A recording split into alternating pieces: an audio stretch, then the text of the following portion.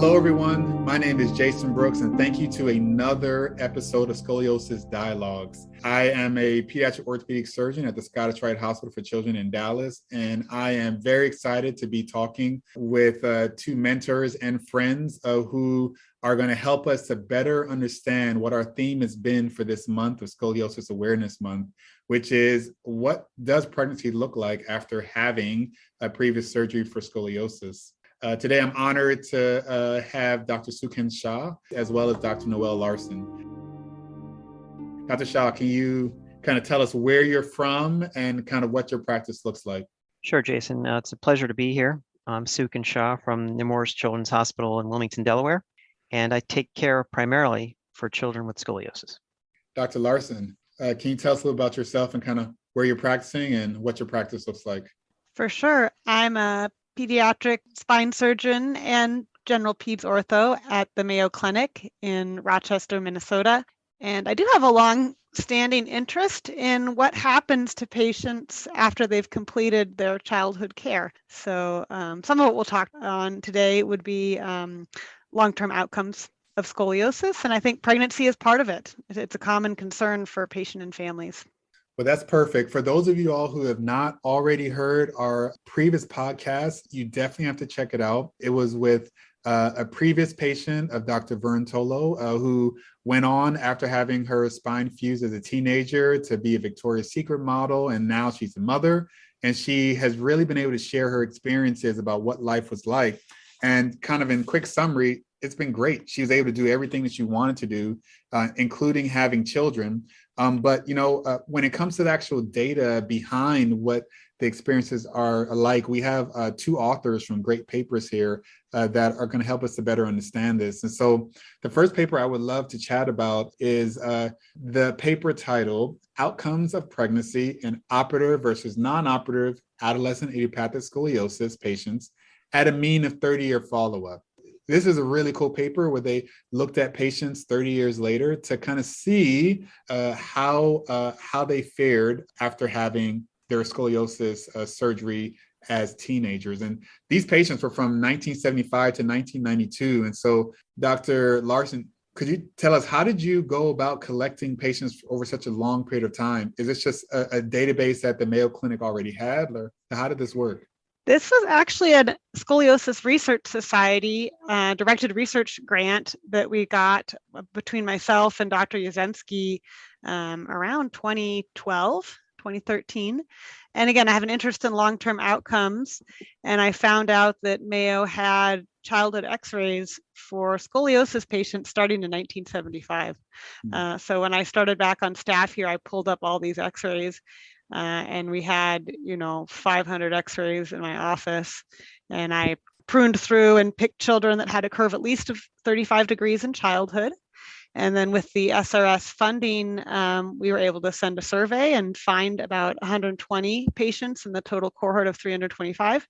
And then we actually brought 70 or so back for in-person x-rays, pulmonary function test, health-related quality of life, metrics, and new x-rays. After we'd finished that, I'm like, oh, shoot, I should have asked them more about pregnancy and radiation and occupational risk. And after I had kind of completed the initial wave, I had a whole nother round of more questions. But what we were able to do is basically review patients who had delivered a child at Mayo Clinic Rochester, of which there were 60, and look at that smaller cohort and see what were the incidences of C-section and did it correlate to the childhood treatment of scoliosis. Okay, that's really interesting. Now, this may be a question that you may not know the answer to, but my general gestalt from kind of hearing other colleagues who are like OBGYNs or just from other moms is that there seems to be a general national uptick in women getting C-sections in general for birth. And so I don't know if you all looked at, did the level or number of C-sections in your group of patients, was that higher than what was happening in patients who never had scoliosis in the general community? We have actually in the state of Minnesota very good annualized C-section rates published for the state. So in this paper, we compared it both to the national rates of C-section over time and then also to the state-based levels of C-section over time. And we did find in the non-operative and the operative cohort a slightly higher rate of C-section in the scoliosis patients compared to the general state rates. We couldn't really tease out of the medical record, like, why were the scoliosis patients getting the C-sections? Is it harder to do an epidural or spinal injection for pain control? Was the person in greater pain prior to delivery? Because as we know from Dr. Grabala's paper, patients with scoliosis and who are pregnant have more back pain maybe than the average pregnant person. So it's very hard to tease out what was the indication for a C-section. And I think of all these three papers as just a great jumping off point to hopefully further more prospective, high quality studies on the topic. And for our patients who are listening to this podcast, Dr. Noelle and her cohort, Dr. Shah is on this paper also. They found that 29% of patients who had scoliosis but didn't receive surgery had a C-section, versus for those patients who did have surgery for the scoliosis and that were fused to L3 or lower, 46% of those patients required a C-section, versus if that patient had only been fused to L2, 32% of those patients had a C-section. As you mentioned, overall, patients with scoliosis did have a higher level of C-sections. But for the patients who are not medical, what does it matter to be fused to L3 or L2? Is that something that patients should be asking their, surgeons to not fuse to L3? Or like, how, if a patient's hearing this, what do you think they should be asking their surgeons when it comes to the fusion level at the end of their construct? I think all patients and surgeons want to fuse as little of the spine as necessary. There are established rules in the literature regarding what's safe to, when is it safe to stop at L3 or when do you have to go to L4? I think more and more so, we rarely go to L4, and I'd rather go to L2 than L3 if I possibly can for a fusion. Of all the different reasons to worry about your fusion levels, I would put pregnancy maybe at the bottom of the list because the data is fairly preliminary. These patients had their scoliosis treatment a long time ago. They had their deliveries and were pregnant now a long time ago. So I hope that as technology improves and that as hopefully the OB community becomes more aware of scoliosis and hopefully better at providing peripartum pain control, that this trend doesn't hold long term. But in general, we'd like to fuse less spine rather than more. We know fusing more of the spine puts people at greater risk of adjacent segment disease, or actually maybe decrease quality of life if you're fused to L4 compared to L2. But sometimes there's nothing we can do, right? If it's a severe curve, a stiff curve, an older patient, it would be better to fuse to the proper level rather than cut short and have a revision surgery 5 years later. That's excellent. Dr. Shah, you published a paper in the World Neurosurgery Journal in 2019 titled Back Pain and Outcomes of Pregnancy After Instrumented Spinal Fusion for Adolescent Idiopathic Scoliosis. What made you all decide to pursue this topic? Were you getting a lot of questions from your patients asking whether they were going to have back pain when they became pregnant, or were the questions you were getting more so, can I get pregnant when I get older? Like, what prompted you all to specifically look at the back pain question? Well, I don't think these questions come up around the time of surgery so much. For me, they come up at the time of transition to adulthood. At our institution, we follow, the patients until 21. So this comes up at the last visit when we're sort of saying goodbye, and I leave them with some of the messages that we found in this article and others, and Noelle's work as well, that these are some things to think about and to ask about. But what prompted this study is Paolo Grabala, who is a surgeon in Poland, had access to a massive number of women who were pregnant, many of whom were his patients and his mentors' patients who had scoliosis surgery. And so we were fortunate to collaborate with him and look at this database. And after looking at this database, I realized that there were quite a few number of women who had scoliosis surgery 5 years ago, went on to get pregnant, sometimes numerous times, have their children in this hospital, and he had access to how they were doing, what kinds of deliveries they had, what kind of anesthesia they had, and also compared them to women who had not had scoliosis surgery, but also had children at that hospital. And so the nice thing about this paper, they're a comparative group of women around the same age that you can really look at to compare in terms of a control group, which is really important because otherwise we could just anecdotally say that women with scoliosis surgery might have this, this, and this, but this paper actually compared the rates of C-section and whether epidurals were successful, and also looked at their quality of life and satisfaction with their sexual history and whether they had sexual dysfunction. So I think there's a lot to think about. And scoliosis surgery is one thing, but we obviously have a lot of patients who have never had surgery, who were braced, who might have curves in the 30s and 40s. How do they do is a question that I also get into the adult transition. And we know there's pretty good literature to show that your curve at maturity, as long as it's less than 40 degrees, should be pretty stable, whether you become pregnant or not. And I don't think most people with moderate sized curves should worry that pregnancy is going to increase their curvature or change their natural history in adulthood. I think the reassuring thing from all these studies is that there was not a higher rate of miscarriage. Women with scoliosis were having on average the same number of children as the average population.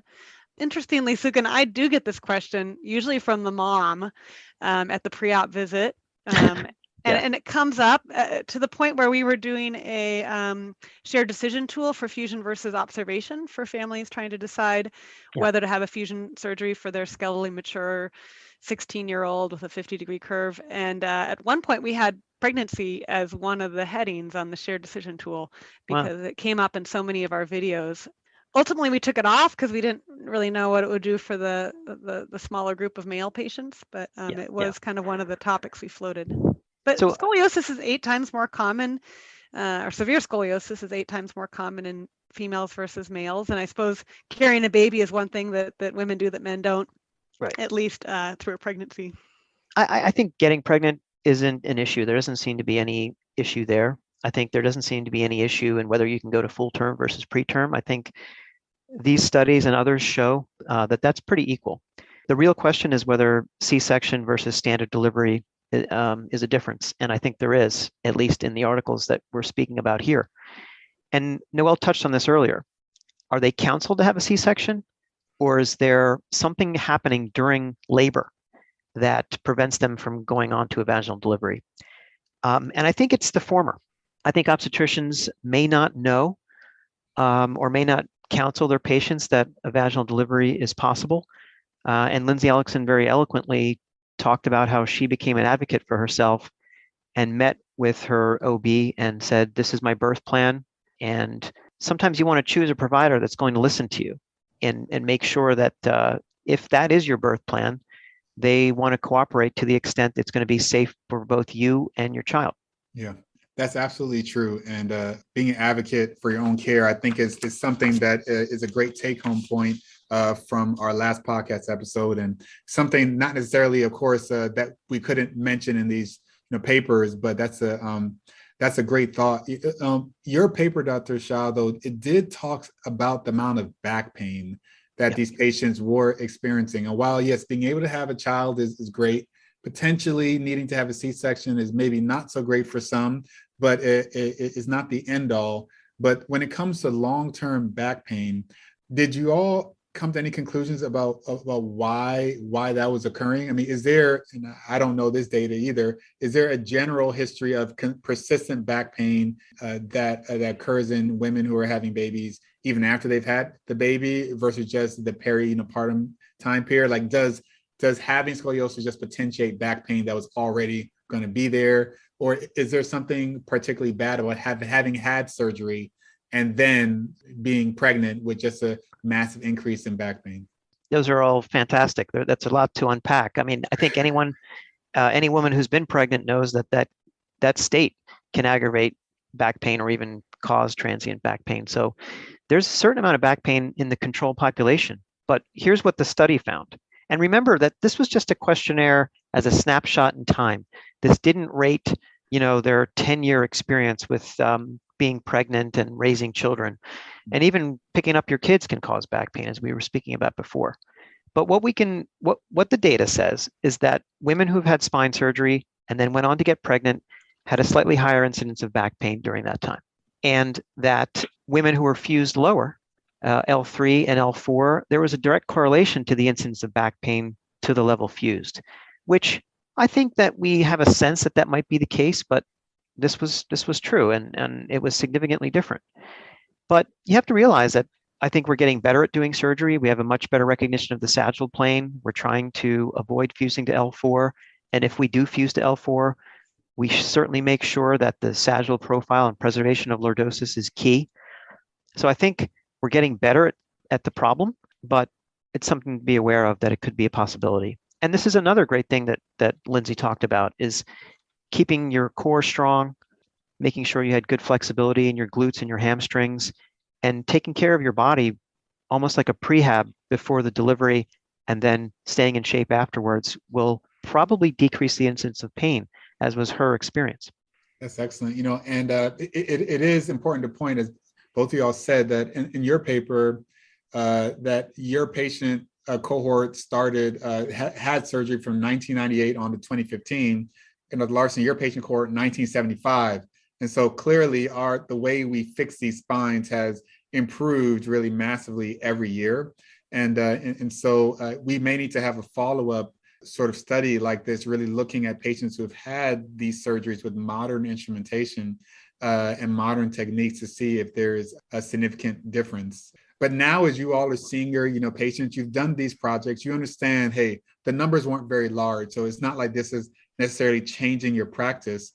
But do you have a different type of conversation with your patients at all based on this research? Or do you leave it as like, look, we need to look into this topic more, do more research, but it's not necessarily changing my practice yet, or changing my pre-surgical or post-surgical discussions? You talk to my patients about back pain. And out of the total cohort, we actually had, I think, 180 patients with patient-reported outcomes, and they were 10% worse than age-matched, gender-matched, BMI-matched controls. So I think people with scoliosis who've had operative treatment or significant scoliosis greater than 35 degrees in childhood with non-operative treatment, I think those people have more back pain in adulthood. And I counsel families that if their child's having back pain now, we need to get on top of it and get that core really strong, get them involved in aerobic activity, get the pain under control. Because I do think our scoliosis patients in adulthood face more back pain. And I think the back pain from the pregnancy is just kind of an exacerbation of that underlying incidence of back pain. Regarding pregnancy and C-section, I just feel like it's a lot for families to contemplate. They're already going into spine surgery. They have a million things to worry about. So I just try to be very reassuring and say, to the best of our knowledge, people after scoliosis surgery have healthy babies. They have the typical number of babies, and you're just going to have a great future. So I try to keep it upbeat, because I feel like these are small studies. And as we mentioned, there might be factors with the OB practice. There might be factors with the way we historically did the surgery, which it's now improved, that are going to be better 20 or 30 years from now.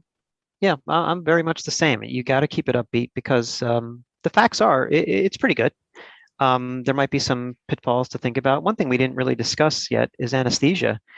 And that's part of your birth plan too. If you decide you'd like to have epidural anesthesia, sometimes an anesthesiologist might ask about your scoliosis history. It's really important to know where you're fused to, what your levels are, because some anesthesiologists may be willing to take on a difficult patient who's had scoliosis surgery and really wants to give them a good birthing experience.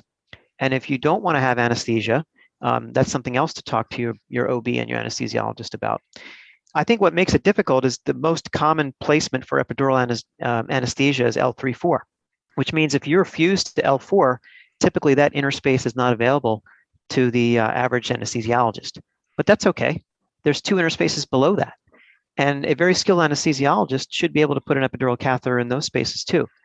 The difference may be the level of pain control might be a little bit different if they have to go to those other levels. So these are all things that are very specific and can be customized. But again, the message is know about your body and know what's available to you, and try to find a team that's willing to talk to you about that. Absolutely. And, it was very interesting listening to the interview with, Lindsay, how she talked about, especially when she had her second child, she had kind of went into the process of really wanting to have an epidural, and kind of trying to find an anesthesiologist that would do it despite her fusion down to L4.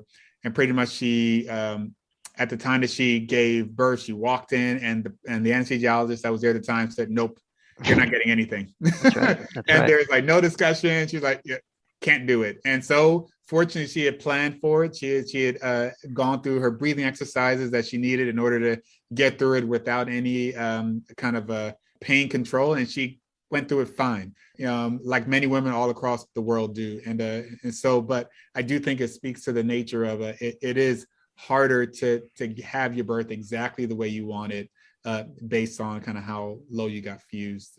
It's generally good to see that these patients do well, that long-term they're able to have fulfilling kind of lives as well as be parents to wonderful children and have as many kids as they want.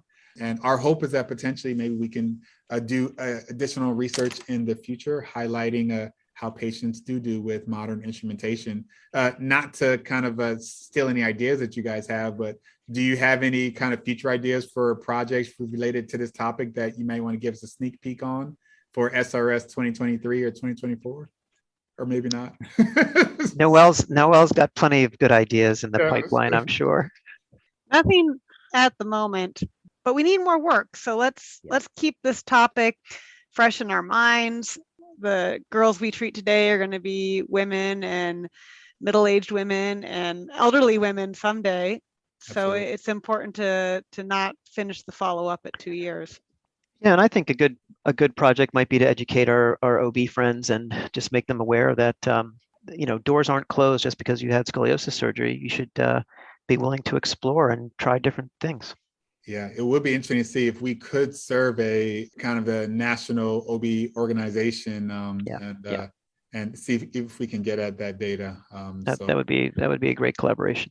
Well, Dr. Shah, Dr. Larson, thank you so much for your time today, for talking about your projects. And I look forward to seeing you all in person at the SRS annual meeting in Sweden. Thank you, Jaysson. It was a pleasure to be here. And thanks to the SRS staff for this great work. Agreed. Thank you so much. The Scoliosis Research Society is a nonprofit professional organization made up of physicians and allied health personnel. Their primary focus is on providing continuing medical education for healthcare professionals and on funding and supporting research in spinal deformities. Please visit srs.org for further information.